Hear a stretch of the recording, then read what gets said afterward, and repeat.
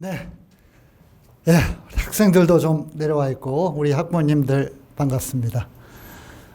제가 몇 년 동안 코로나 규제 때문에 여러 설명회를 못한 적도 많이 있고, 또 설명회를 하면서도 항상 마스크를 쓰고 했었는데, 진짜 오랜만에 마스크를 벗었습니다. 정말 감개무량합니다. 학부모님들도 그동안에 마스크를 쓰고 불편하게 앉아 계시다가 지금 물론 여러 가지 우려 때문에 쓰고 계신 분도 있습니다만, 마스크를 벗은 모습을 보니까 한결 마음이 좀 가벼운 것 같습니다. 학원을 대표하는 사람으로서 우리 아이들 잘 되게 하기 위해서 힘든 발걸음 해주신 거 아주 깊이 감사드리고요. 지금 일단 6평이 끝났는데 아마 6평에서 대부분의 학생들이나 학부모님들은 만족스러운 점수는 얻지 못하셨을 거라고 그렇게 생각합니다. 그냥 너무 걱정하지 마시고요. 앞으로 시간이 많이 있습니다. 그러니까 앞으로 지금부터 이제 시작이다라는 마음으로 오늘 제가 들려드리는 말씀, 그 다음에 제 뒤를 이어서 메가스터디 입시연구소장이 상당히 길게 얘기를 할 텐데, 수시 정시와 관련된 여러 가지 얘기를 할 텐데, 그걸 잘 참고하셔서 앞으로 계속 꾸준히 노력을 하면은 틀림없이 좋은 결과를 얻을 거다라고 이렇게 생각합니다. 오늘 제가 6평 분석하고 그 이후에 어떻게 특히 수능학습 어떻게 할 것인가 이런 얘기를 간단히 할 거고요. 뒤에 이제 남윤권 입시연구소장님이 수시 정시와 관련된 6평의 내용, 어떤 그런 참고 내용 이런 것들 분석을 해드릴 겁니다. 지금 자료집을 하나 받으셨는데 요거는요 PPT 자료고 그러니까 우리 남윤권 소장님이 주로 이 내용을 가지고 하실 겁니다. 제가 하는 거는 이 자료집 안에 없습니다. 그러니까 필기를 좀 하셔야 될 것 같고요. 따로 종이가 없기 때문에 이 자료집에 표지하고 뒷표지 이렇게 뒷면을 보면 여백이 좀 있으니까 거기에 볼펜을 한 자루씩 드렸으니까 그 볼펜을 가지고 좀 필기를 해주시면 좋을 것 같습니다. 제가 말씀드린 거. 제가 말씀드린 거 크게는 6평 분석 플러스 이후 6평 이후 학습 전략.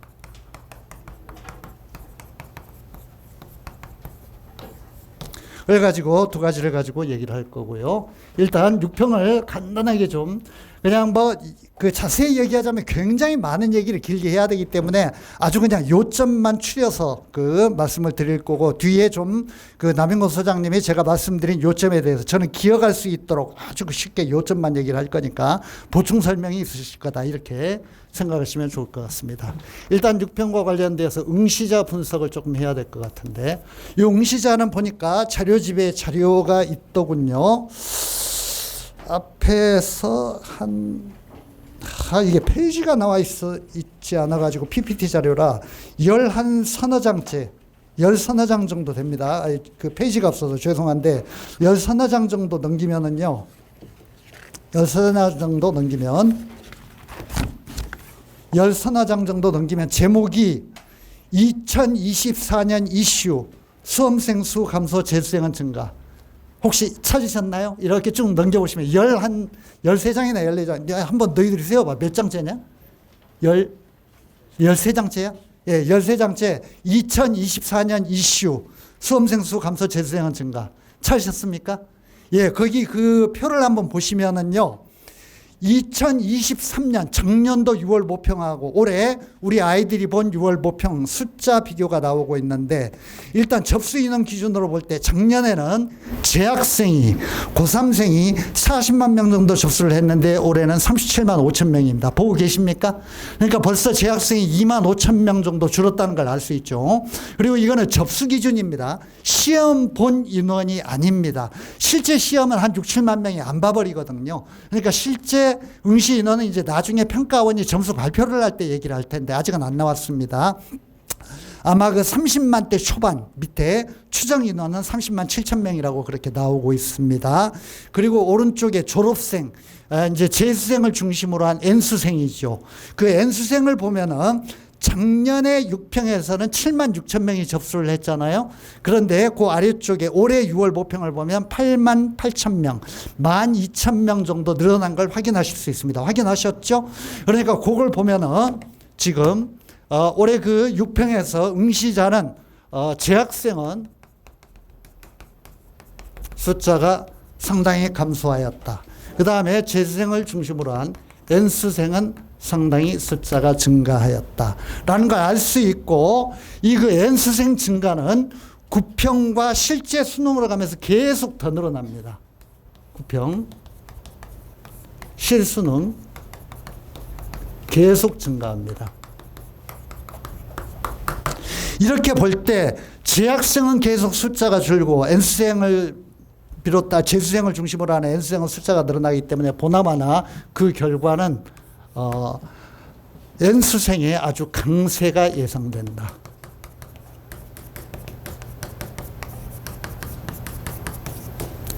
이 강세가 예상되는데 또 지금까지와는 다른 또 어떤 입시 관련 요인이 있습니다.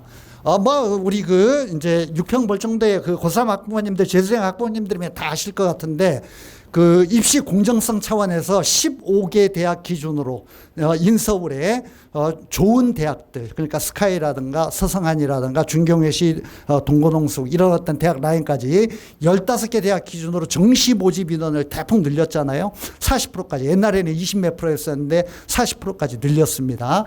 이렇게 재수를 하는 아이들은 내신은 변경시킬 수가 없고 수능에서 점수를 더 얻는 방법밖에 없는데, 수능으로 가는 트랙인 정시에서 모집 인원을 확대했기 때문에 애들이 희망을 가지는 거죠. 그리고 또 하나, 요즘에 입시 트렌드에 변화가 생겼습니다. 요즘에 입시가요, 아마 여기도 그런 애들과 학부모님들이 일부는 있을 거라고 생각을 하고, 요즘 우리 재수학원에 이렇게 공부하려고 찾아오는 학생들 중에 옛날보다는요, 군대를 갔다 오거나 25, 26, 심지어는 29, 30 먹은 이런 사람들도 굉장히 많이 찾아옵니다. 이게 뭐냐면은 대학 입시를 고등학교를 졸업하고 나서 바로 대학을 가는 거다, 이런 인식이 아니라 내 인생에 큰 어떤 마스터 플랜을 세우고 그 마스터 플랜과 관련시켜 가지고 대학 입시 좀 시간 많이 걸려도 상관없다, 내가 의대라는 목표를 세우면 5년 목표로 공부하겠다, 이런 애들이 꽤 많이 생겼어요. 이렇게 자기 인생에 큰 어떤 그런 그랜드 플랜을 세우고 그거의 실천 방안으로서 대입을 생각하기 때문에, 그러다 보니까 이 재수를 중심으로 해가지고 N수생이 굉장히 많이 늘어나고 있습니다. 지금까지와는 조금 다른 판도예요. 이렇게 N수생들이 굉장히 늘어나고 있기 때문에 고3생들은 이건 말할 필요가 없죠. 현재 고3생은 아주 경계를 해야 되는 요인이다. 늘 그렇긴 했습니다만,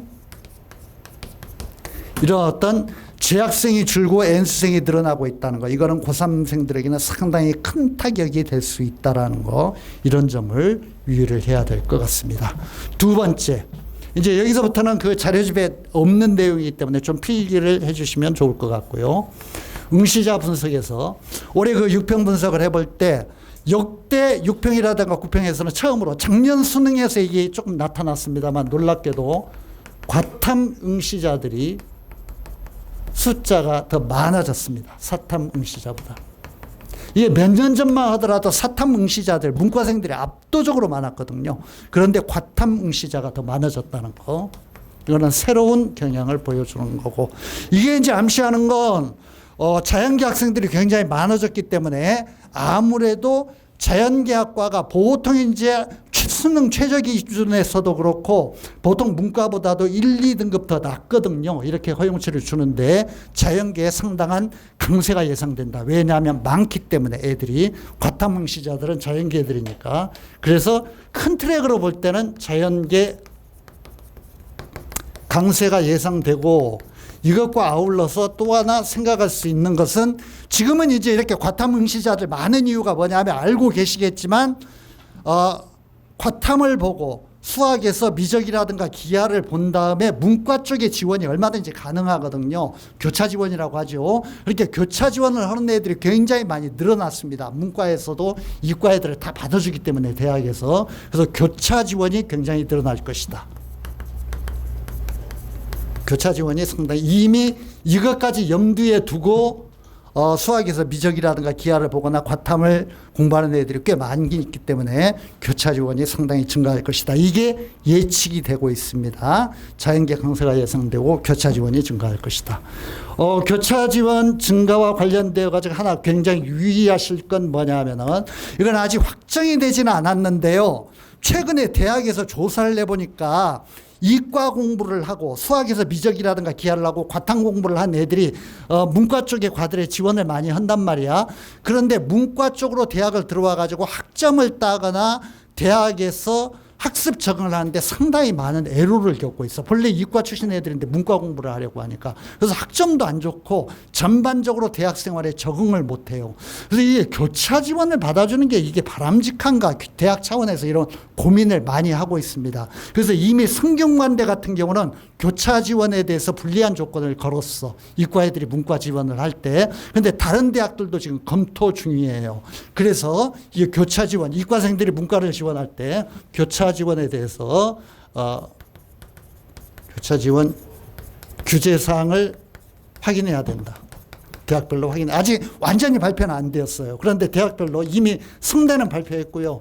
규제 사항들 확인할 필요가 있다라는 거. 이거는 좀 유의를 하셔야 됩니다. 세 번째.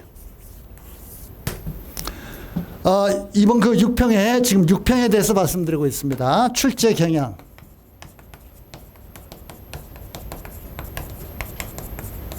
플러스 난이도. 몇 가지 말씀을 드려야 될 것 같은데, 이거는요, 옛날에는 이게 수능 출제라는 게 옛날에는 막 불수능이었다, 무수능이었다, 막 널뛰기를 하고 막 그냥 어떤 때는 만점자가 막 엄청나게 많이 나오고 어떤 때는 막 그냥, 그 1컷이 막 그냥 80점대 초반이 될 정도로 막 이렇게 폭락을 하고 무수능이 되어서 이런 여러 가지 현상이 있었는데, 지금은요, 수능 출제가 완전히 어떤 패턴으로 굳어졌어. 그래서 난이도라든가 무슨 뭐 출제 경향 이런 것들이 얘기할 필요가 없을 정도로 어떤 틀이 딱 고정이 되었어. 놀랍게도요, 나도 그거 보고 참 놀랐어요. 이게 난이도라는 게 아무리 평가원에서 예측을 하더라도 약간은 틀리는 부분이 있잖아. 학생들이 생각하는 것하고 상당히 틀릴 수 있고 실제 점수도 다를 수 있고. 근데 놀랍게도요, 이번에 6평에 1등급 컷을 보면 작년 수능과 거의 일치합니다. 거의 모든 과목들이 거의 일치해. 그러니까 이런 걸 보면은 수능의 어떤 그런 출제 방식을 굉장히 어떤 정형화 시켜가지고 1컷이 얼마가 되고 2등급 컷이 얼마가 되고 뭐 전체적으로 어떤 식으로 출제하겠다 이런 것들이 딱 이제 그냥 틀이 굳어져 가지고 별로 이제 올해 수능도 똑같을 겁니다. 그러니까 뭐 예상 위에 엄청난 불수능이 된다라든가 예상 위에 엄청난 물수능에 대해서 막 만점자가 대량으로 나온다 이런 일이 이제 없어. 그냥 딱 그냥 정해져 버렸어. 그러니까 작년 수능과 이번 6평의 예상 컷들 다 나오고 있거든요. 사설 그 교육기관에 분석하는 어떤 그런 그 사설 업체에 들어가 보면 다 나와 있으니까 일단 출제 경향과 난이도 측면에서 작년 수능과 비슷한 수준이다.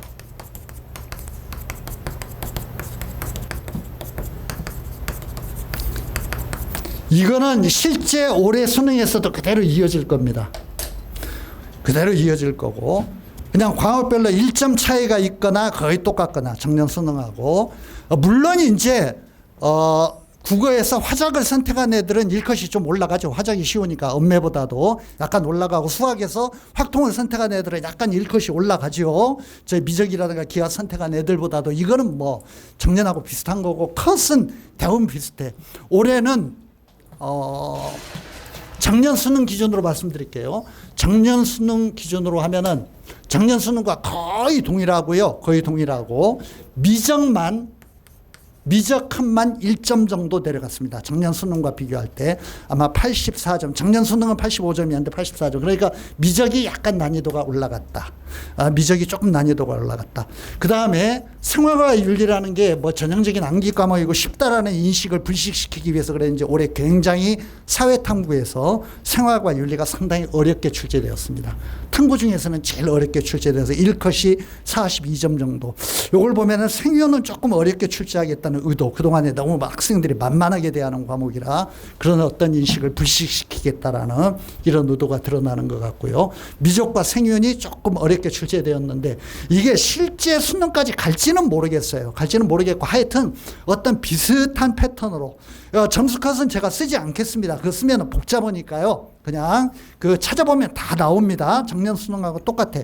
작년에 1등급 원점수 기준으로 1등 화작의 컷이 96점이었는데 올해도 6평도 작년 수능과 비교할 때 96점 혹은 97점 이렇게 예측이 되고 있고 언매도 작년에 92점이었는데 6평에서 92점이나 93점.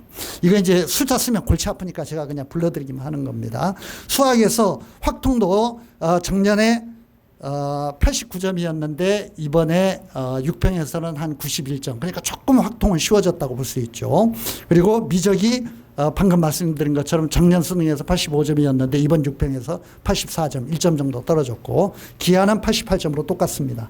그러니까 이게 뭐 거의 작년 수능과 아주 놀랍게 맞춘 것처럼 이렇게 비슷하게 출제되었고 이거는 9평도 실제 수능도 거의 그대로 유지가 될 겁니다. 그렇게 생각하시면 좋을 것 같아요. 이런 과목들이 조금 어려웠다는 거 참고로 해주시고 그 다음에 이것도 실제 수능으로 제가 좀 이따 올해 수능 어떻게 출제될지 간단히 몇 가지 정리해서 말씀드리겠습니다만 이거는 변함없이 이렇게 될 겁니다. 6평도 그랬고 앞으로 9평이나 실제 수능 이렇게 될 겁니다. 공통과목은 그러니까 수원 수투 수학에서 공통과목 그 다음에 국어에서의 문학과 독서 공통과목은 까다롭게 출제한다. 선택과목 화작과 언매 그 다음에 확통 미적 기하 이런 어떤 선택과목은 평이하게 출제한다.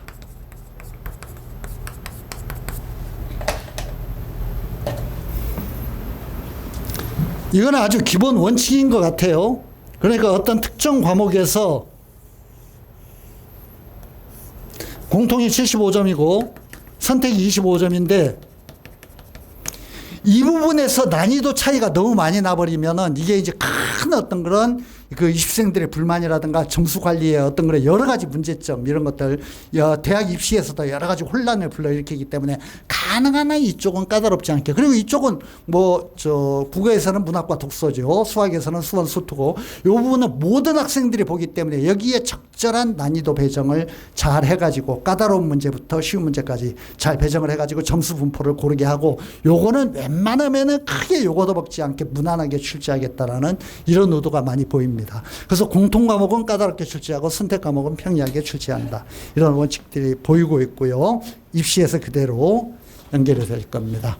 또 하나 올해 그 6평에서 두드러지는 게 뭐냐 하면 그 출제 경향에서 올 초에 평가원 원장이 EBS 연계가 되니 안 되니 말이 많으니까 EBS 연계에 대해서 50%는 우리가 연계시킨다고 약속을 했고 수많은 아이들이 EBS 연계 교재인 무슨 수능 특강이라든가 수능 완성 이런 것들을 가지고 공부를 하기 때문에 그 연계가 확실히 되도록 지키겠다. 50%는 지키겠다. 이렇게 얘기를 했거든요. 그래서 EBS 연계를 유지하는 쪽으로 이거를 아주 노골적으로 들여놓습니다. 특히 독서. 요거는 지켜질 것 같아요. 우리 학부모님들은 이런 공부를 안 하셔서 잘 모를 거예요. 그런데 이제 이 독서라는 게 우리 학부모님들 아는 용어로 말하면 비문학이야. 논설문, 설명문 이런 거. 그러니까 문학작품 말고 국어에서 왜 그 정치, 경제, 사회, 예술, 과학 이런 어떤 지문들이 있잖아요. 이게요. 요즘 수능에서는 상상을 초월하기 어려워요. 굉장히 어려워. 이 그 비문학 지문이. 그래서 내가 심지어는 앞으로의 이제 그 학습 전략에서 좀 이따 얘기하겠지만은 비문학 웬만하면 공부하지 마라. 제가 이런 얘기를 할 겁니다. 왜냐하면 그거 공부하는데 시간을 엄청나게 투자하는데 모든 수능의 정답률을 비교해 보면 국어에서 독서 과목이 오답률이 제일 높아. 정답률이 낮아. 그러니까 이건 많이 틀린다는 거야, 애들이. 공부를 해도 잘 결과가 연결이 안 돼. 그러니까 아까운 시간 허비하지 마라. 제가 이제 그 얘기를 조금 이따 할 텐데 그런 면에서 이게 애들이 너무 이거를 힘들어 하니까 독서 부분은 EBS에 있는 지문을 좀 우리가 활용해 주겠다라는 이런 노골적 의도를 이번에 한 3개 정도를 EBS 교재에서 그대로 냈거든요. 그러니까 물론 이제 문제는 약간 좀 다른 각도에서 접근을 했고 지문도 일부 변형을 조금 다른 각도에서 끌어오긴 했습니다만 다른 어떤 데이터와 연결은 시켰지만 어쨌든 독서 부분에서 EBS 연계 유지의 어떤 그 의향을 상당히 드러냈고 이 독서라는 부분이 굉장히 어렵기 때문에 올해도 실제 수능에서는 좀 연결시킬 가능성이 있다. 저는 이렇게 보고 있습니다. 6평이라든가 9평은 그냥 슬쩍 출제해 보는 게 아닙니다. 6평, 9평의 시험은 굉장히 중요하거든요. 이게 왜 중요하냐면은 올해 수능은 우리가 이렇게 낼 거야 라고 예고를 하는 거야. 가지고 큰 학부모라든가 학생의 반발이 없으면 큰 반발이 없으면 그대로 가는 거야. 그런 면에서 6평과 9평이 어떻게 출제되는가를 늘 유의해서 봐야 된다. 입시 전문가들의 많은 얘기를 많이 그렇게 얘기를 하거든요. 그런 면에서 독서는 조금 연결될 가능성이 있다라는 거. 그 다음에 올해 출제 경향에서 또 하나 두드러지는 게 수학에서요. 지금의 수능은 거의 문제가 패턴화되어 가지고 글쎄 공부를 아주 뭐 깊이 아는 애들은 잘 모르겠지만은 이 그 수능의 문제라는 게 문제 은행식이 되었어. 그러니까 몇 년 동안에 출제된 문제들이 숫자라든가 각도, 접근 각도만 달리하면서 계속 돌고 도는 거야. 이제 비슷한 문제들이 돌고 돈다고. 그러니까 애들이 기출 문제가 가장 중요한 자료죠. 공부하는 데 있어가지고. 기존에 어떤 문제들이 출제되었는가. 이래가지고 애들이 자꾸 본래 수능의 창조적 마인드를 측정하려고 하는 수능 시험의 성격과 다르게 암기식으로 수능 학습이 자꾸 바뀌다 보니까 이번에 수학 과목에서 특히 그런 걸 약간 좀 방지하겠다라는 이런 의향을 드러내 보이고 그래서 수학에서 신유형 문제 그전에 보이지 않던 신유형 문제가 좀 도입되었습니다. 그래서요 이 새로운 유형의 문제가 도입돼서 애들이 생전에 뭔가 기출이라든가 작년 수능, 작년 평가원 문제 뭐 몇 년 동안에 평가원 수능에서 보지 못하던 문제이기 때문에 애들이 엄청나게 당황해서 체감 난이도가 상당히 높았어. 근데 실제 컷은 뚜껑을 열어보니까 그렇게 뭐 변화 없었어요. 작년 수능하고 비슷했어. 그런데 애들이 올해 6평의 수학 시험을 보고 난 다음에 체감은 이거 듣도 보도 못한 문제인데 어떻게 이런 문제가 나왔지? 이렇게 반응하는 어떤 그런 경우가 상당히 있었습니다. 제가 그 우리나라 인강의 일타인 현우진 선생이 수학 문제 분석하는 강의도 한번 봤는데 이번 6평 분석하는 거 들었는데 현우진 선생님도 애들이 굉장히 당황했을 거다. 뭔가 생소한 문제 유형들이 너무 많아가지고 수험생들을 당황케 하는 시험이었다. 이런 어떤 그런 얘기를 했거든요. 그런 걸 볼 때 신형 문제 도입은 어느 정도 이걸 완전히 시도하기는 힘들죠. 이거 시도했다가 나중에 수능에서 큰일을 날 수 있으니까. 그러니까 아마 일부는 조금 뭔가 새로운 유형 문제를 도입하지 않을까라는 그런 생각이 듭니다. 수학에서. 하여튼 체감 난이도는 상승하였다.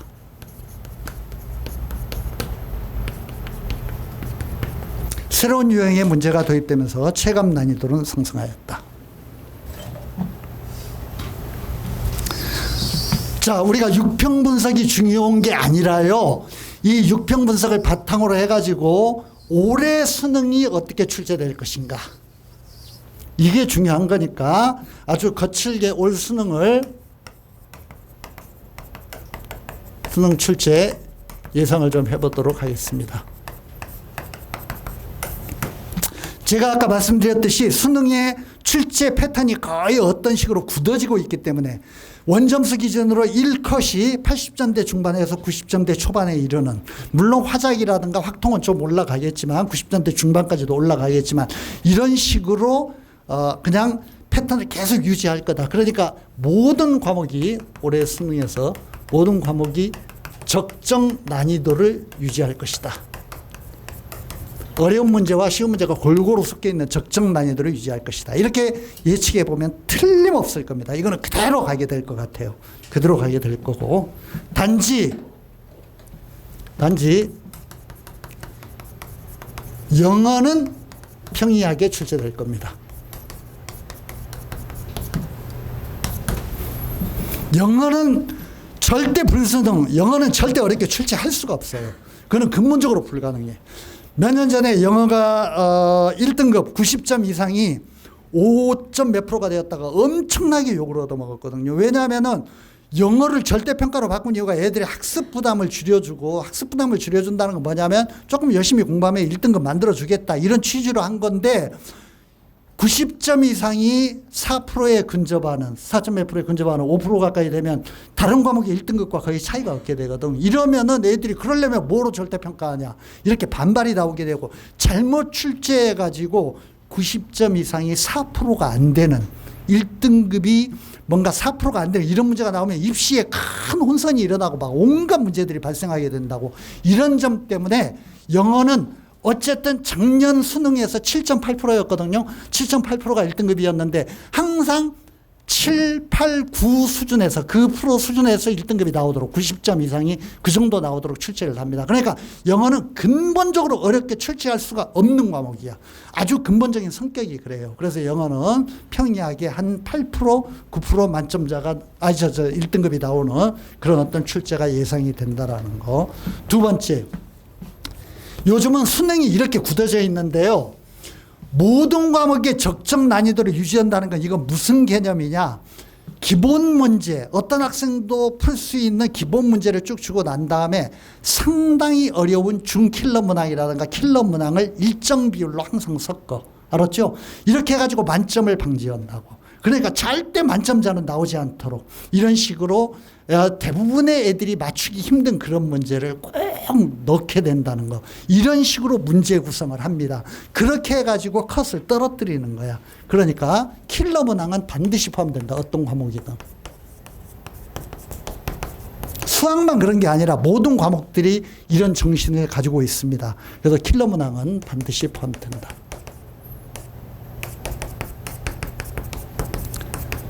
이거는 이제 킬러 문항이 반드시 포함된다는 것, 이거는 제가 최상위권을 대상으로 하는 얘기입니다. 최상위권 학생들은 이 문제를 틀리면 안 되니까. 수학에서도 마찬가지고 킬러 문항에서 틀리면 안 되고, 다른 과목에서도 아주 난이도 높은 이런 어떤 국어에서도 마찬가지입니다. 복합 지문이라든가 뭐 장르를 섞은 복합 지문이라든가 독서에 아주 까다로운 어떤 과학과 관련된, 경제와 관련된 지문이라든가 이런 것들은 그냥 보통 이제 그 어중간한 상위권 학생들은 그런 거 그렇게 신경 쓸 필요 없는데, 최상위권 학생들이나 의대를 목표로 하는 학생들은 요 킬러 문항이 반드시 포함이 된다라는 거, 이런 것들을 염두에 두고 그런 문제 유형을 잘 추적을 해야 되겠죠. 최근에 기출이라든가 6평, 9평을 통해서 신경을 써야 될 겁니다. 그 다음에 아까 말씀드렸는데, 선택에서 난이도 차이가 나면은 입시 관리에 큰 혼선이 빚어지기 때문에 이거는 아주 기본적으로 이렇게 될 겁니다. 공통 과목은 까다롭게, 선택 과목은 평이하게 출제하는 거.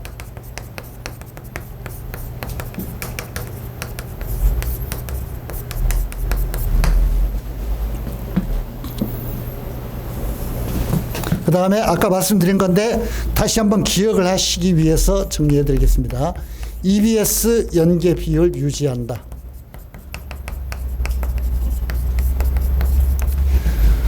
이번 6평의 출제 방식으로 볼 때 특히 국어에서 독서하고 플러스 영어 일부 지문,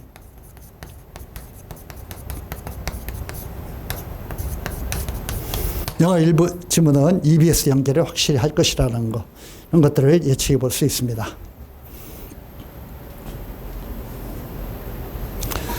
수학에서 그런 의향을 드러냈기 때문에 아마 전면적으로 시도를 하기는 어렵겠지만은 수학을 중심으로 해가지고 신유형 문제, 이런 것들을 조금 일부 배정할 것이다.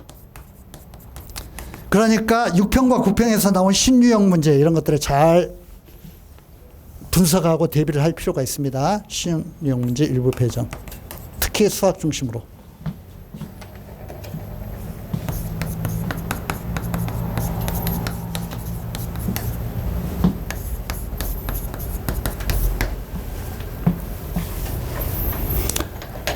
자, 6평 분석과 그 수능 출제 예상에 대해서 간단하게 말씀을 드렸고요. 이제 앞으로의 학습 전략, 6평 이후 학습 전략에 대해서 제가 평소에 애들 상대로 하는 어떤 그런 얘기 간추려서 몇 가지 말씀드리고 마치도록 하겠습니다. 우리 남 소장님도 이미 와 계시니까 앞으로의 학습 전략입니다. 제가 6평 분석 지금 끝냈고요. 이후 학습 전략을 간단히 말씀드리는 겁니다. 일단 앞으로 공부를 하는 데 있어가지고 우리 애들은 더욱 명심해야 되고 부모님들도 꼭 애들한테 알려주시고 제가 아주 당부드리는 건 뭐냐면요. 여기에 전략이란 말이 있잖아. 진짜 수험생은 어떻게 공부를 해야 되냐면 전략적으로 공부를 해야 돼. 전략적으로. 무슨 말이냐면 미련하게 아무렇게나 공부를 하면 안 되고 어떤 게 가장 좋은 결과를 가져오는가. 이런 거 늘 생각을 해야 된다는 겁니다. 전략적 사고가 굉장히 필요하다. 고3 때처럼 그냥 막 멍하니 우리 재수생들 중심으로 얘기를 하자면 고3 때처럼 아무 생각 없이 그냥 이것저것 건드려 보다가 수험장에 가면 안 되고 내가 최대한 점수를 올릴 수 있는 과목이 뭐고 최대한 점수를 얻을 수 있는 단원이 뭐고 어떤 문제 유형을 집중적으로 공략해야 되고 이런 걸 늘 분석하면서 공부를 해야 된다는 거. 그런 면에서 전략에서 첫 번째 6평, 9평을 내가 시험을 보고 난 다음에 물론 사설 모의고사도 도움이 되고 기출을 내가 시험과 똑같이 기출문제를 풀어봤다면 그걸 채점하고 난 다음에 분석하는 것도 도움이 되겠지만 내가 취약한 단원 어떤 과목에서 그 취약한 단원 이 부분이 내가 개념 정리가 안 되어 있다. 이 문제 유형이 특히 약하다. 취약한 단원과 문제 유형을 집중적으로 공략해야 된다.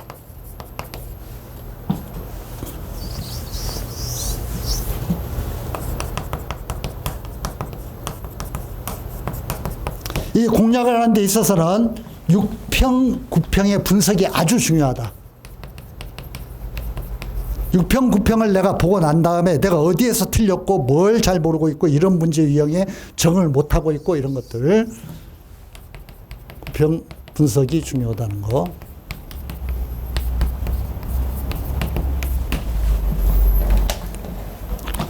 두 번째, 이 1번과도 관련이 됩니다만 저는 이렇게 생각합니다.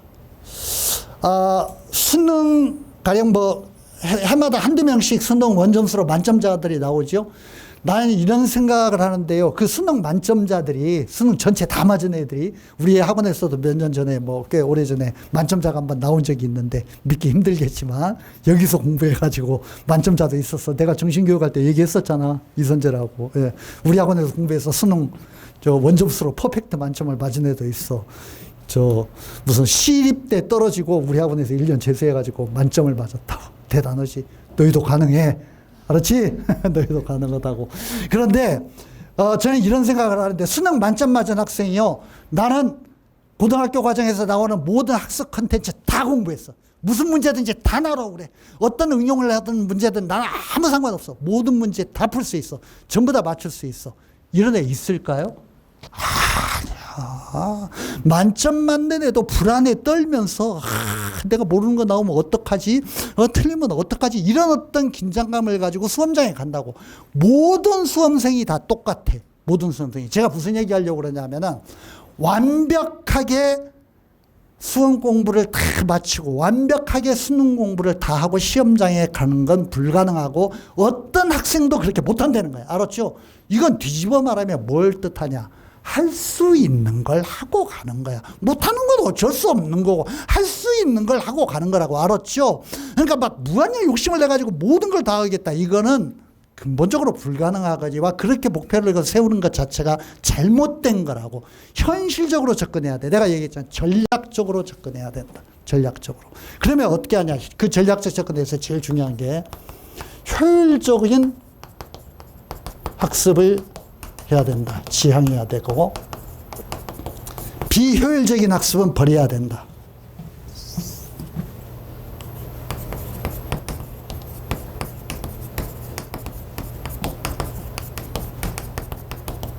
지향해야 된다. 지향과 지향은 그 방향을 추구한다는 뜻이고 지향은 그 방향을 배제한다는 뜻입니다. 지향은 다 알겠지만 이게 이제 효율적 학습과 비효율적 학습이 뭔지 제가 얘기를 좀 할 텐데요. 요 2번 항은요, 이렇게 생각해 주면 좋을 것 같습니다. 요거는 특히 요 2번 항은 중위권 학생들, 어중간한 학생들을 대상으로 하는 거예요. 중위권 대상으로 제가 해주는 팁입니다.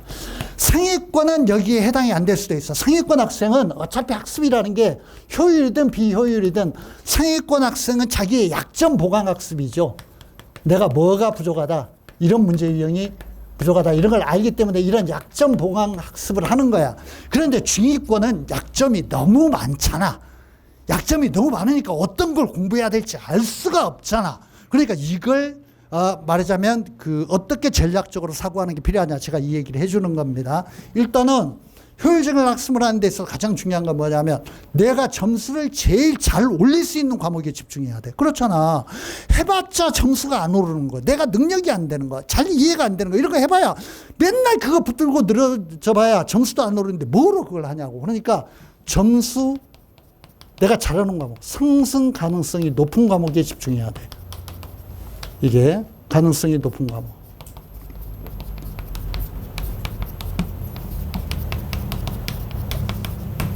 과목과 단원 이런 것들에 집중을 해야 된다. 일단 아주 일반적으로 중위권을 대상으로 할 때 어떤 것들이 점수를 올릴 수 있는가 제가 얘기를 좀 할게요. 어떤 것들이 점수를 올릴 수 있는 부분이냐. 일단 탐구는요 국영수에 비해서 학습의 컨텐츠가 몇 분의 1밖에 안 돼. 한 4분의 1, 5분의 1 정도밖에 안 된다. 그러니까 탐구는 공부하면 성적을 단기간에 올릴 수가 있는 거야. 그러니까 이거는 전략 과목이야. 탐구는 무조건 수능 최저 통과를 위해서도 그렇고 탐구는 무조건 공부를 열심히 해야 돼. 단기간에 성적을 올릴 수가 있잖아. 다른 과목에 비해서. 그러니까 탐구를 열심히 해야 된다. 지금의 어떤 그런 지금의 어떤 그런 위치에서는 이제 입시가 얼마 안 남은 시점에서는 그 다음에 영어 듣기. 이거는 조금만 하면은 아주 쉬운 부분이기 때문에 기본적으로 점수를 얻는 부분이야. 절대로 듣기에서 점수를 빼앗기면 안 돼. 영어에서 아주 까다로운 어떤 그런 어법이라든가 뭐 이런 문제보다도 듣기 문제에서 틀리면 안 되잖아. 그럼 어법 문제는 틀릴 수밖에 없으니까 듣기를 틀리면 안 된다고. 알았죠? 그러니까 이거는 집중 학습을 해가지고 점수를 올려야 된다. 수학에 준킬러 문항이나 킬러 문항, 특히 올해는 준킬러 문항이 난이도가 너무 높아가지고 킬러 문항과 비슷한 정도의 어떤 그 난이도로 보여서 애들이 엄청나게 당황을 했는데 그냥 중위권 학생들 그런 거 포기해버려. 수학에서요 아주 기본적으로 내가 기본적인 공식만 알고 공부를 하면은 점수를 얻는 부분이 한 70% 정도 돼. 알았지? 준킬러 문항, 킬러 문항과 상관이 없는 게 70% 이상이라고. 그러니까 이 부분만 잘 득점을 해도 70점은 내가 원점수를 얻을 수가 있는 거야. 여기에 집중을 하라고. 맨날 킬러 문항 그냥 머리 깨지는 거 그냥 잔뜩 풀어봐야 그냥 그 점수 한 문제 모아서 4점밖에 못 맞는 거 이런 거 해봐야 소용없다는 거야. 알았죠? 예. 그런 면에서 수학의 기본 문제.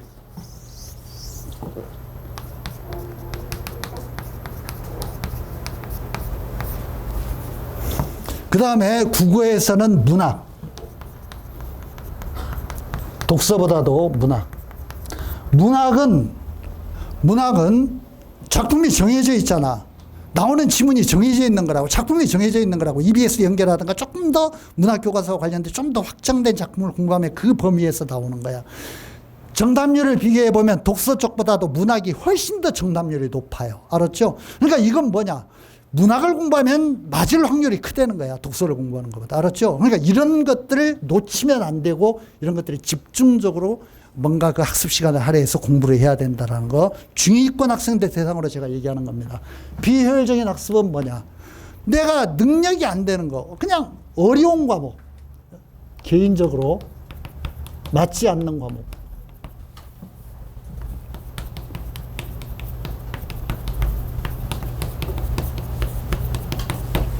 수학의 킬러 문항. 이런 거 풀려고 할 필요 없어. 그냥 버리면 돼, 버리면. 뭐로 그냥 내가 꼭 1등급 맞을 거 아니잖아. 10점 이상만 맞아도 2등급, 3등급 나오잖아. 나머지 찍어도 5분의 1 확률은 되니까. 그러니까 수학의 킬러 문항. 이런 것들 포기해버리라고.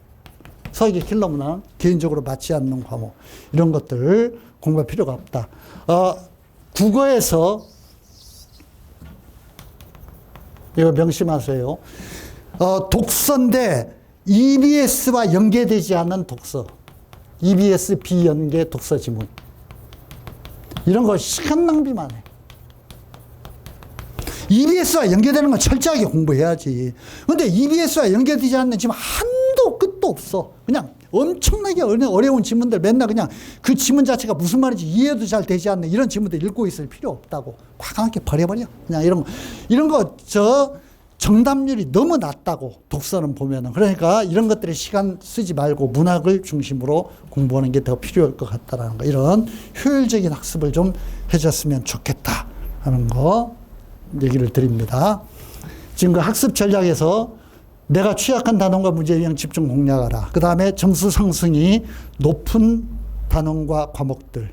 탐구는 기본적으로 전략 과목이고 영어의 듣기, 수학 기본 문제, 국어의 문학 이런 것들 중심으로 공부를 하라는 거 말씀드렸습니다.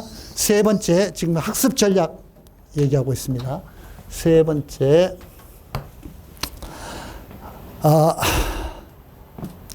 수시에 이거는 아주 기본이죠. 최저 학력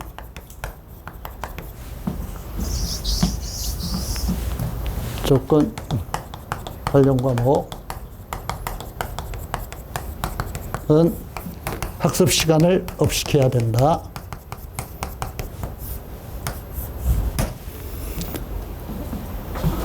이거는 아주 중요한 내용이고 우리 학생들은 뭔 말인지 금방 알 겁니다.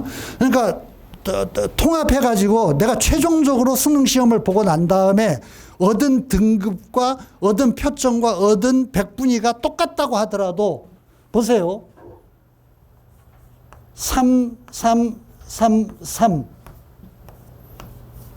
이렇게 얻는 것보다는 2, 4, 2, 4를 얻는 게 이게 백분위와 표점이 똑같다고 하더라도 오른쪽이 훨씬 더 좋은 거야. 왠지 아시죠? 2등급 2개 지원이 가능하잖아. 최저 2등급 2개 그 수시에 지원이 가능하잖아. 그러니까 요런 과목들은 공부를 더 해줘야 된다는 거야. 똑같이 골고루 잘해야지 하다가 골고루 똑같이 4등급 나와. 골고루 똑같이 5등급 나와. 이렇게 나오면 안 된다는 거야. 3등급 2개라도 3등급 1개라도 만드는 게 중요한 거야. 알았죠? 이런 면에서 최저 학력 조건 관련 과목 요런 과목들이죠. 요런 거. 똑같아. 이게. 그러니까 2보다는 1313이 훨씬 좋은 거죠. 1등급 2개 지원이 가능하잖아. 그렇죠? 그러니까 이거는 학습 시간을 이 과목들의 학습 시간을 늘려야 된다는 거. 앞으로 점점 비중을 크게 만들어야 된다는 거. 이게 바로 전략적 학습인 겁니다. 명심해야 되고. 네 번째.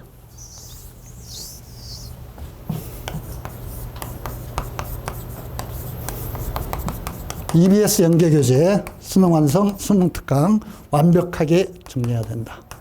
특히 올해는 평가원에서 EBS 50% 연계를 확실히 지키겠다. 학생들이 체감하도록 출제하겠다. 이렇게 얘기를 했기 때문에 저는 올해 6평에서만 그런 게 아니라 독서는 틀림없이 연결시킬 거라고 보고 있어요. 왜냐하면 독서가 너무 어렵기 때문에. 그러니까 독서에 아주 어려운 지문 한두 개는 틀림없이 EBS에서 나올 거고 영어도 까다로운 지문은 EBS와 연계될 가능성이 있습니다. 그런 면에서 EBS 연계 교재는 수능 완성, 수능 특강 이런 걸 중심으로 완벽하게 정리해야 된다.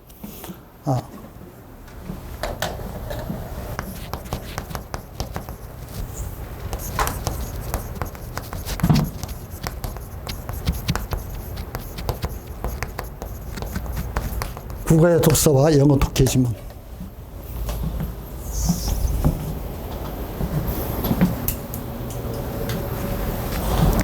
다섯 번째.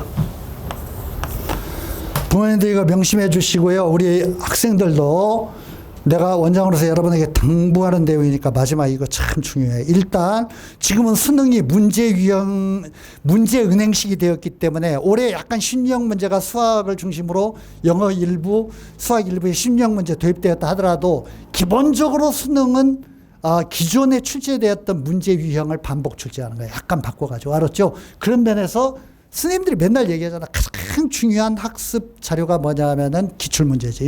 그러니까 기출, 최근 몇 년 동안에 6평, 9평 수능 기출문제 굉장히 중요하고 기출자료 플러스 기본 개념서 중심으로 공부해야 된다.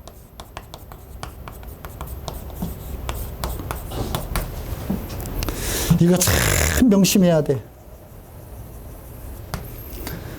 내가 과목 스님들하고 토론을 해보면은요, 원장실에 불러서 이 과목 애들이 요즘 어떻습니까? 애들이 공부하는 성향이 어떻습니까? 점수가 어떻게 나옵니까? 그러면 모든 과목 스님들이 한결같이 나한테 하는 얘기가 뭐냐 하면은 애들이요, 자꾸 어려운 문제를 풀어서 맞추려고 그래요. 기본 개념 정리를 해야 되는데 왜 이렇게 기본 개념을 공부를 안 하려고 할까? 스님들이 맨날 나한테 하는 얘기야. 그러니까 착실하게 교과서 읽고 착실하게 기본 개념서를 기초부터 읽고 이렇게 해가지고 어떤 게 감이 잡혀야만 그 다음부터 응용도 되고 문제도 풀 수 있는데 애들이 자꾸 문제를 외우는 식으로 이런 문제는 이런 식으로 푼다. 그러면은 기본 그 베이스가 되는 개념 정리가 안 되어 있기 때문에 조금만 응용을 하고 조금만 어떤 흔들면은 금방 혼란이 와. 못 풀어버려요. 그런 면에서 앞으로도 시간이 충분하니까 기본 개념서 중심으로 공부를 해야 된다. 특히 이거는 신유형 문제에 대응할 때는 문제 형태별로 접근을 하면 안 되고 개념 정리가 잘 되어 있어야 되기 때문에 앞으로 공부를 하는 것도 마지막 순간까지도 내가 개념서 놓지 않는다. 기본 개념 정리한다. 공식 외운다. 이런 것들 중심으로. 이 5번 항은요. 다른 말로 하자면 이런 개념이 되겠네. 5번 항은 기출문제와 기본 개념서 중심으로 공부해야 된다. 중심학습을 해야 된다. 이거는 문제풀이 중심으로 제발 공부하지 마라.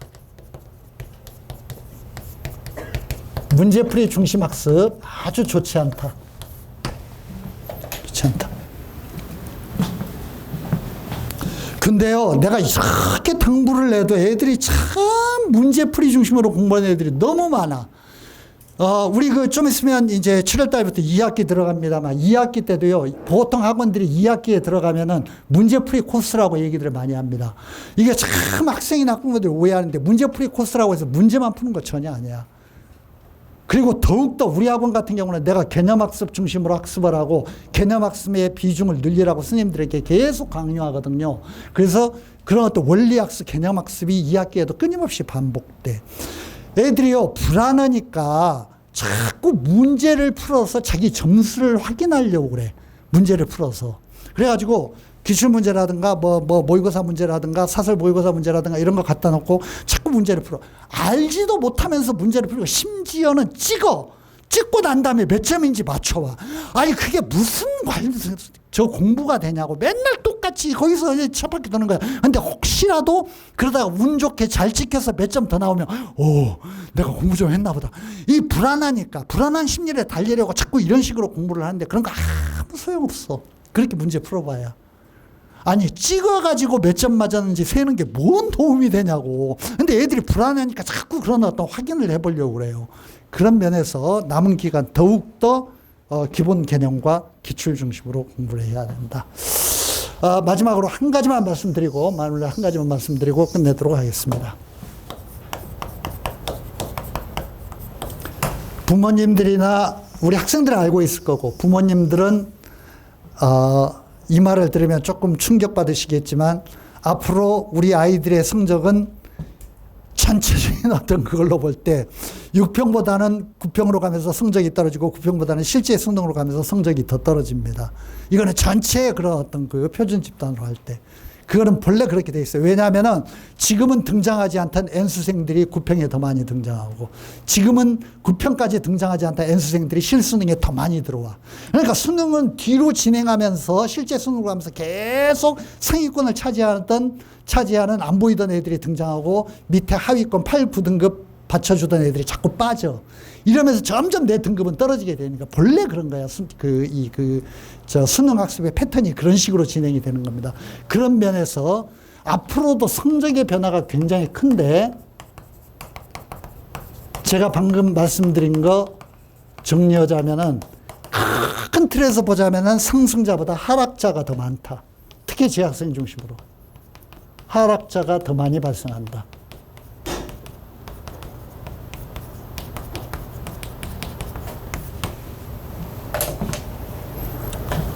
이거는 방금 말씀드린 거 다시 한번 정리하자면 이게 6평 모집단이고 이게 9평 모집단이고 이게 실수능 모집단이면 이 모집단이 동일하면은 올라가는 애는 올라가고 떨어지는 애는 떨어지니까 기본적으로 성적은 전체적으로 똑같게 되겠죠. 근데 이게 모집단이 달라진다고 제가 말씀드린 식으로 6평에서 9평으로 가면서 6평까지 등장하지 않던 이 상위권들이 새로 붙는다고, N수생들이. 그리고 밑에는 더 빠져. 얘들은 빠진다고. 실제 수능으로 가면 이만큼 붙어, 이게. 위에 애들이. 밑에 이만큼이 빠져. 얘들, 수능 포기하는 애들이. 그러니까 나는 이만큼 있어도 자동으로 툭툭 떨어지는 거야. 자동으로 떨어져. 성적이라는 건 계속 앞으로 떨어지는 일만 남았다. 라고 이렇게 얘기하면 좀 과장이겠지만은 하여튼 간에 뭐 우리 재생들은 잘 알고 있을 거고 뭐 다 그런 경험했잖아. 애들이 그냥 학부모님들도 그런 얘기 많이 하죠. 우리 애가 6평까지는 괜찮았는데 9평에서 좀 쫄더니 실제 수능장에 가가지고 뭐 쫄아가지고 그냥 애가 간이 콩알만해져서 쫄아가지고 그런 거 아니야. 쫄아가지고 그런 게 아니라 다 떨어져 성적이. 왜냐하면 위에가 자꾸 나오고 밑에 애들이 빠지기 때문에 이렇게 되는 겁니다. 그런 면에서 앞으로도 성적 변화가 큰데 시간이 충분하다. 제 말을 믿으세요. 시간은 충분하다. 나는 정말 이해가 안 되는 학부모님이나 애들이 어떤 그 수험생들이냐면은 6평 보고 난 다음에 나는 도저히 이거 뭐 그 수능으로 대학 가는 건 어려울 것 같다. 난 좀 기가 막혀요. 그런 애들 보면. 공부 얼마나 했다고. 참 이해. 우리가 숫자를 써보자고요. 자, 제가 숫자 쓰겠습니다. 3, 4, 5, 6. 이게 고3이 되는 이제 시기고 재수생으로 학원 입학하는 시기고 7, 8, 9, 10, 11월은 반절이지만 자, 이게요. 6평을 보는 시점이 이 시점이라고 5월 말, 6월 1일 날 봤잖아. 여기까지 공부하고 난 다음에 나는 뭐 실력이 되니 안 되니 몇 등급이니 뭐죠. 아니 이거는 뭐 할 건데 이 기간을 보라고. 1월 달을 기준으로 해도 반절 이상이 남아있잖아요. 3월 달을 기준으로 하면은 60% 70%가 남아요. 2배 정도가 남아있다고. 근데 이 기간 동안 공부할 생각을 안 하고 지금 뭐 6평 보고 난 다음에 내 점수가 어떻고 대학이 어떻고 이런 얘기를 왜 하냐고. 말이 안 되잖아요. 앞으로 진짜 공부를 해야 되는데. 그리고 공부라는 건 우리 학생들 다 겪어봤고 부모님들도 옛날에 겪어보셨겠지만 모든 공부라는 건 시험이 다가오면은 그 긴장감 때문에 훨씬 더 학습의 능률이 향상되는 거야. 인간은 그런 어떤 구조를 가지고 있잖아. 옛날에 다 해보셨잖아. 학교 시험 볼 때 내가 학습 계획, 학교 시험 공부 엄청나게 세우죠. 막 2주 전, 3주 전부터 온갖 과목 막 4번, 5번 반복하고 하나도 안 지키잖아. 하나도 안 지키고 시험 전날 벼락 공부하잖아. 근데 시험 전날 벼락 공부할 때 왜 이렇게 공부가 잘 돼? 그때는 막 쑥쑥 들어오잖아. 그래가지고 맨날 그러죠. 시험 보러 가면서 야, 1시간만 더 주면은 이거 다 정리되어 하고 갈 것 같은데 맨날 그런 생각으로 가잖아. 그러니까 이게 시험이 임박할수록 인간이라는 게 그런 구조가 되어 있기 때문에 이 기간 동안에 공부하는 것이 훨씬 더 여기서 공부했던 것보다도 훨씬 더 많은 컨텐츠가 입력이 되고 훨씬 더 능률이 올라가는 겁니다. 그런 면에서 진짜 이제 공부를 시작하는 시점이라고 볼 수도 있는 거야. 그러니까 꾸준히 해야죠. 지금부터 진짜로 제가 말씀드리는 전략을 바탕으로 해가지고 꾸준히 하고 마지막까지 하면은 누구든지 좋은 결과를 얻을 수 있을 거다. 라고 이렇게 생각하고 하여튼 수능 시험장에 가는 그 순간까지는 우리 그동안에 우리 학원에서 기적을 보인 애들 정말 많이 있습니다만 마지막으로 그 말씀만 드릴게요. 수능을 뭐 10몇 등급씩 올리고 전문대도 못 갈 애들이 스카이를 들어가고 이런 애들의 변화 패턴을 보면 성적이 이렇게 올라가는 게 아니야. 이렇게 가다 갑자기 이렇게 탁 올라가거나 6평, 9평까지도 별 변화가 없다. 실제 수능에서 이렇게 탁 잡거나 이런 온갖 다양한 패턴을 보인다고. 그러니까 좌절하거나 뭐 이러면 절대 안 돼. 알았지? 특히 이번 6평에서 내가 기대하는 성적 나왔다고 자만하는 애들 절대 자만하면 안 됩니다. 절대 교만에 빠지면 안 돼. 그 성적 틀림없이 떨어질 수 있습니다. 이런 걸 생각하고 성적의 변화가 크다는 거, 하락자가 더 많이 발생한다. 이거 명심하고 앞으로 남은 시간 동안 꾸준히 계속 마지막까지 수능 시험장에 들어가는 그 순간까지 최선을 다해서 공부해가지고 좋은 결과 얻기를 바라고, 뒤에 우리 남인권 소장이 와 계시니까 뒤에 더 의미 있는 분석과 어떤 그런 팁 제시가 이어질 겁니다. 제 강연은 이걸로 가름하도록 하겠습니다. 감사합니다.